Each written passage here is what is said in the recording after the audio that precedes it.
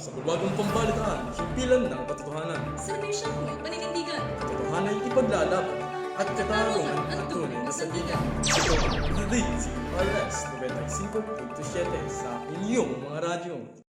Maghahatid ng serbisyo at balitang totoo. Kasama mo, sandigan mo, puro balitang totoo. Detalyadong klaro, serbisyong tapat to.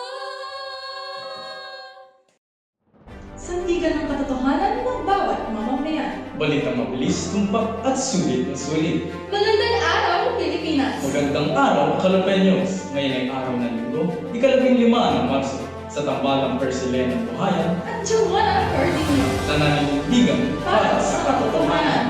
Ito ang Radyo Sandigan 95.7. Para sa ulo ng mga nagbabagang balita, Tulos mo ang mga nakabaihan na mula simula sa Senator Roberto. si Governor Constantino ng masayang intellectual property advocates program. Isang malaking sinikalaunan sa isang presidente. Barangay ng mga bayan ng pagkasad ng Jairan patungkol sa isinigang one-way road. Piling for adolescents ng mga barangays na isa-isa. And Wendia Dadalo sa darating na pagdiriwang ng Halak Festival 2026. Partner, balita kami isinagawang programa ko na yung pagdiriwang ng Women's Month sa Oriental Mindoro. Alam mo ba yun? Ako, partner, official na binusan ng pamahalang panlalawigan ng Oriental Mindoro ang pagdiriwang ng movement sa Malaysia Carto sa ilalim ng Temang Gitay Governance, Pilipinas. Partner, may katanungan lamang ako. Kung sisimulan na ang pagdiriwang nito, sino naman ang mga umamamakalan sa pagbubukas nito? Magandang tanong yan, partner. Pinuntahan ng Provincial Social Welfare and Development Office at dito ang ceremony sa mga Provincial Gender and Development Focal Constituent Technical Working Group kung saan pinagdiin ang mahalagang papel ng kababaihan bilang mga kabagong pinuno ng lalawigan. Partner, ano naman ang naging mensahe ng mga opisyal ng lalawigan kaugnay ng pagdiriwang? Partner, ayon kay Senator Boss Dolor, patuloy ang pagkilala ng pamahalaan sa kontribusyon at inspirasyon at isip ng kababaihan sa iba't ibang sektor ng lipunan. Hinikayat naman ni Atty. Phoebe De Mesa at First Lady Flor ng publiko na isulong ang gender equality upang mawit ang sama-samang pag-ulat ng pamayanan. Sa bahagi ng programa, naghandog ng mga bulaklak at token ang pamahalaan sa mga pagbati ng kawani bilang pasasalamat sa kanilang serbisyo.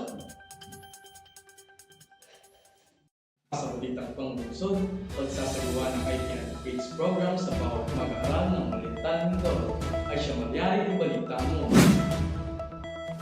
Pinamunuan ni Oriental Mindoro Governor Romerlito Bons Dolor ang aktibidad na may temang Instilling Creativity and Innovativeness for Oriental Mindoro Youth na naglalayong buksan ng kaalaman at pagpapahalaga ng bawat mag-aaral patungkol sa papel ng intellectual properties sa kasulukuyan. Ginanap ang naturang programa sa Provincial Capital Complex, Calapan City nitong ika-5 ng Marso kasamang bawat guro at mag-aaral sa 90 publikong paaralan sa Oriental Mindoro, kabilang narito ang Oriental Mindoro National High School. Formal na binuksan ng aktibidad sa pagbibigay ng mensahe ni Chief of Curriculum Implementation Division ng DepEd Calapan City, Dr. Joey Gutierrez, habang pinangasiwaan naman ng pamahalang panlalawigan ng Oriental Mindoro, Provincial Cooperative Development Office, kasamang Intellectual Property Office of the Philippines ang nasabing programa. Aisha Malyari, nagbabalita. Sa balita, labing siyang maamay sa binatilyo, binamihan ng buhay. Matapos sumalpok ang sinasakyan Hilux. Crystal Hiruleo, ibalita ko. Isang 19 anyos na binatilyong patay matapos mabangga ang sinasakyang Hilux sa poste at puno sa tapat ng Rainbow Village, Pachoca. Noong ika-1 ng Marso, bandang alas 5 ng umaga. Ayon sa Chief Tanod ng Pachoca, 6 na katawang sakay ng naturang sasakyan, habang isa sa kasamahan nila ang napasailalim sa koma dahil sa matinding dulot ng pagsalpok ng ulo sa bakal ng kotse. At sa kasamang palad ay binuwian ng buhay pagdating ng hapon. Samantala, ang driver ay nagtamo ng pinsala at ang 4 pang kasama ay ligtas at hindi nagtamo ng anumang sugat. Patay sa investigasyon, may nasalubong umano silang tricycle na walang ilaw, kaya iniwasan ito ng Hilux na naging bunga ng pagtama sa post ng ilaw at puno sa gilid ng kalsada. Crystal Shane Heruleo, Formal na inalunsad ang planadong one-way sa ilang kalsada bilang tugon sa lumana ng trapiko. Ana Ramos ang iyong kaagapan. Ipinatupad ng Sangguniang Barangay ng Lumang Bayan ang bagong ordinansa tungkol sa sistemang one-way traffic. Patuwang ang pamahalang lungsod ng Calapan kung saan nagsagawa ng darayran noong ikaunang araw ng Marso upang masubukan ng bagong daloy ng trapiko. Sa ilalim ng ordinansa, ang Calle Bayuleta sa City Teachers Village ay magiging exit lamang at bawal na pagpasok mula ng Pastrike, kasama ang no-return policy. Magpapatupad din ng no lefting sa kahabaan ng Rose Drive mula Calle Camilla hanggang Calle Ilang-Ilang. Samantala, ang Calle Mulabe Extension ay magiging entrance lamang mula alas 6 ng umaga hanggang alas 6 ng gabi. At kung matapos na ang nasabing oras ay maaari na pumasok at lumabas sa nasabing kalye. Ayon kay Punong Barangay Rubena Bonilla Mangyari, ang layo nito ay mabawasan ng trapiko, mapanatili ang kaayusan ng kalsada at maiwasan ang aksidente lalo na sa mga lugar ng maraming estudyante at residente. Hana Ramos, nagbabalita. Kayo ngayon nakikinig sa DZRS 95.7 at kami ay magbabalik. Pagkatapos ng isang makiking paalala. Hay nako, init naman para namang piniprito na ako dito. Nakakahilo. Naku po, may biktima ng matinding init. Posibleng heat stroke ang nararamdaman mo. Ha? Heat stroke?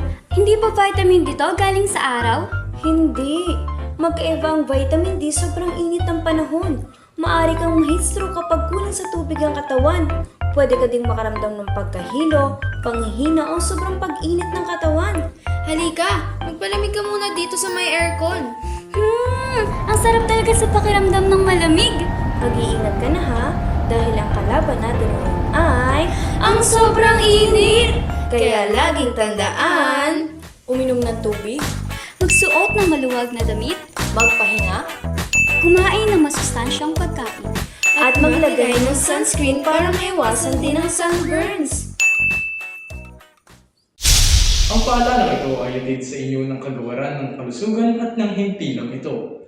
At muling nagbabalik ang DZRS 95.7 sa inyong mga radyo. Sa ayos ng klinika para sa kalusugan ng kabataan, tinutukan ng San Vicente South. Marcia Cardoce para sa detalye. Mas pinaganda at pinalawak ang klinika ng Barangay San Vicente South para sa pagprotekta ng kalusugan, mga apektado sa sakuna at mga naaabuso na kabataan upang masigurado ang seguridad at kapakanan ng bawat isa ngayong 2026. Sinimula ng nasabing proyekto noong 2023 na pinungunahan ni San Vicente South Kapitan Larry Acha kasama ng mga konsehal at iba pang opisyales ng barangay. Ayon sa kapitan, nakatulong ang pagsasaayos sila ng klinika para sa kasalukuyan dahil mas nabigyang tuon ang kalusugan ng mga residente, lalong-lalo na ang mga kabataan, at bukod pa dito, natulong din ito sa neighboring schools sa pagtawid ng mga estudyante para maiwasan ang pahamak. Marcia Bertose, nagbabalita. Para sa showbiz, Ellie Bonilla pinangunahan ang Grand Celebrity Concert ng ika-28 taong Kaka-Festival ng Calapan City. Sofia Quiñones, ichika mo! Sa darating na 28 Cala Festival 2026, gaganapin ang Grand Celebrity Concert sa Calapan City, ika-21 ng Marso, na kung saan inimbitahan ni Mayor Doy Leachon ang isa sa mga buhay na alamat ng ating bansa na isa sa miyembro ng Eraserheads na si Ellie Bonilla na magpapakita ng galing sa kanyang pag-awit. Ang nasabing Pilipino musikero ay umaawit ang higit kumulang 35 hanggang 37 taon. Kilala siya sa mga awitin niyang sikat tulad ng pinamagatang Bulaklak sa Buwan na mayroong kaaya-ayong mga liriko at himig na nakakaakit ng puso at isip ng bawat taong nakasubaybay sa awit na ito. Ayon sa isang mamayan na tagahangit ito ni si Arlinda Colosa, sasabik siyang dumalo sa pagtatanghal ni Buendia sapagkat mahigit halos 100 na niyang iniidolo ito dahil sa kakaibang pagtugtong ito at mga kantang kaakit-akit pa. Sofia Quiñones, naninindigan para sa Showbiz ng Bayan. At yan ang siyang minutong pagdagalita mula sa istasyon ng Liha kaya ng balitang totoo. Kundi balitang tatatak din sa inyong puso. Ako si Persilente Luhaya At Chumara Carzinio na handang magbigay ng mga balitang tumpak. at sulit na sulit, serbisyong may paninindigan Katotohanan ay ipaglalaban. at sandigan na katotohanan ng bawat mamamayan. Muli, ito ang DZRS 95.7 Radyo Sandigan FM.